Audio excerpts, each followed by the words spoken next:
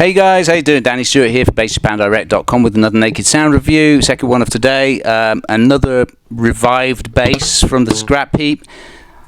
First of all, we did this one, which is Funky Junk 45, which was a Schecter, and now I'm going to do this one, which is a revived old Aria Pro 2 SB700 from 1981. Now, this came to me with no frets, completely buggered fretboard. You know me, I'm charitable sort. I can't see a bass of this caliber go to waste or be disrespected like that. It just makes me sad. So I bought it in. Unfortunately, the pickup was buggered, but as I am a Sims installer, and I've done quite a number of installations by now, I had one Sims pickup which I thought I could experiment with because it was slightly faulty, which is this one.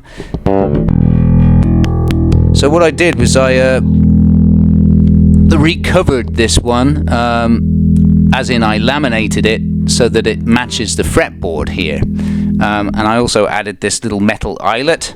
So it has this sort of slightly steampunky-ish sort of thematic going on.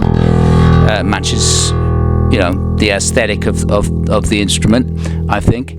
Yeah, it's working quite nicely. So I had to rebuild parts of the fretboard, put new frets in, which was real hellish.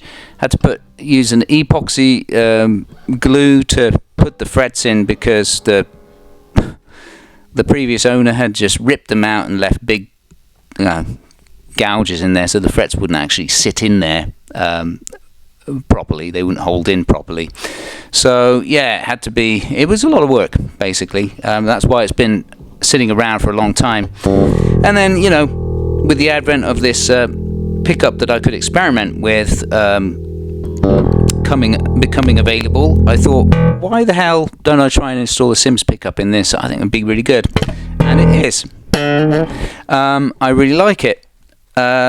So what you've got here is, instead of the usual Sims wiring, which is supposed to give you, in red mode it's supposed to be a precision bass. This is actually humbucker in red mode, but it's humbucker in series. So that's interesting. And then in blue mode it's humbucker but in parallel. And then in green mode it's jazz, which is what it's supposed to be. So something went wrong with the wiring for some reason. So I mean, it works though. It's not what it's supposed to work like, you know, but it still works, and I think it still is pretty good. So that's actually in the humbucker series mode with the tone up.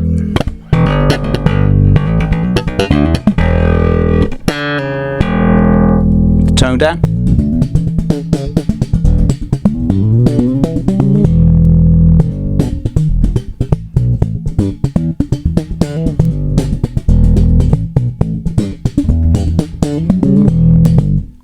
I like that, you know, that sounds pretty good to me. And the tonal range is nice. You've got the capacitor in here is one of those traditional green miler types that a lot of the vintage Japanese basses use, like Tokai, Fernandez, and the rest of them. They all had that green miler type. It means that the taper on it is quite gradual. It's not so sudden, and it doesn't get too harsh. It's nice, and it's got a nice quality roundness to it as well. Capacitors make a huge difference, guys, in how something sounds. It's nuts. But anyway, so that's what's in this. So you got your volume and your tone pot there. The pots are high quality CTS pots, and let's go into the other mode. So let's compare now to the this is series mode. Let's compare to the parallel mode with the tone up. Series, parallel.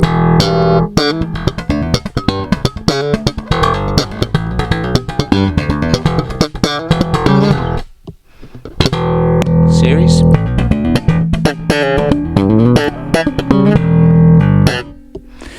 Yeah, and then jazz mode.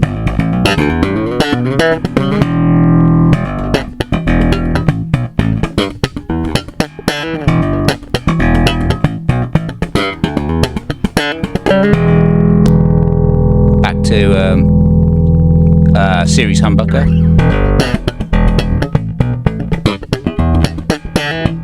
You know, so a lot of tonal scope there. Let's just play with the tone down now.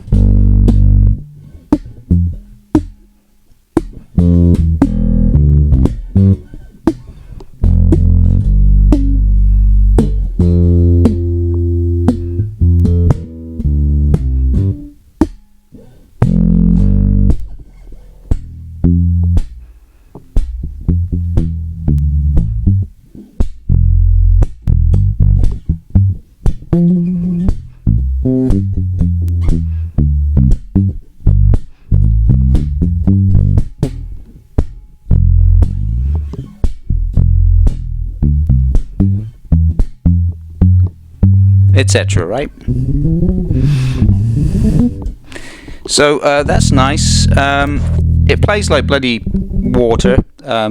You get a nice 1.5mm setup. No problem on this. So that's great. Let's go to the jazz setting. Tone down.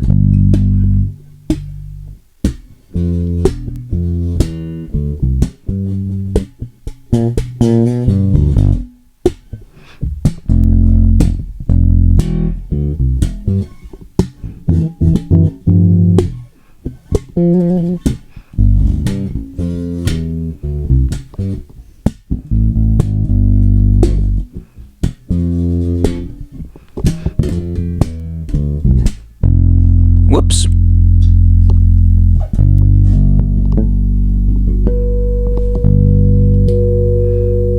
And then onto the humbucker parallel mode setting.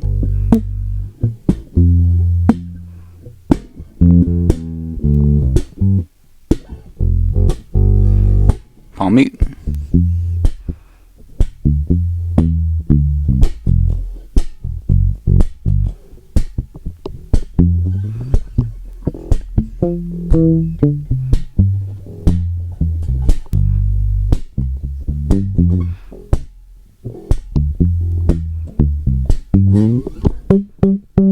Yeah, I mean it plays just fine, you know.